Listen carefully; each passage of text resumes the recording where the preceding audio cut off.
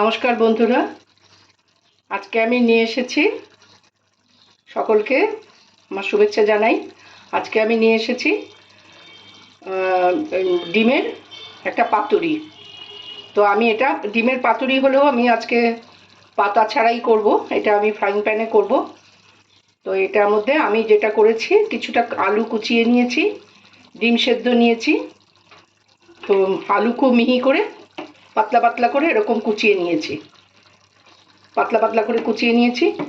ডিম সেদ্ধ নিয়েছি, একটু টমেটো, পেঁয়াজ কুচি, ধনে পাতা কুচি সব দিয়ে আমি প্রথমে, আর একটু সর্ষে, একটু পোস্ত আর নারকেল আর একটা পেঁয়াজ, কাঁচা লঙ্কা সব আমি একটা পেস্ট করে নিয়েছি। নিয়ে আলুর সাথে আমি সব মেখেছি। মেখে ডিমটা তার মধ্যে, সেদ্ধ ডিমটা দিয়ে ওপরে দিয়ে আমি এটা এখন ভাপিয়ে নেব। এটা এক ধরনের পাতুরি হলেও এটা ভাপাই বলা যেতে পারে। তো আমি এটা এখন বসিয়ে দিচ্ছি, কাঁচা সর্ষের তেল দিয়ে মেখে ওপরে কিছু টমেটো দিয়েছি, ধনেপাতা দিয়েছি আর কাঁচা লঙ্কা। এখন আমি এটা ভাপিয়ে নেব। বন্ধুরা, আমি এটা নাড়াচাড়া কিছুই করিনি, এইভাবেই ঢাকা দিয়ে 10 মিনিট রেখে দিয়েছি।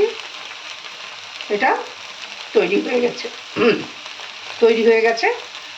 তো এখন আমি এটা গরম ভাতের সাথে পরিবেশন করব।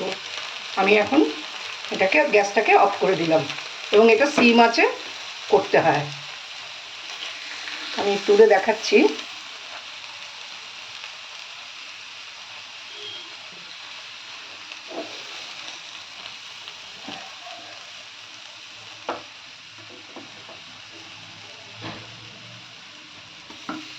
এইরকম হবে,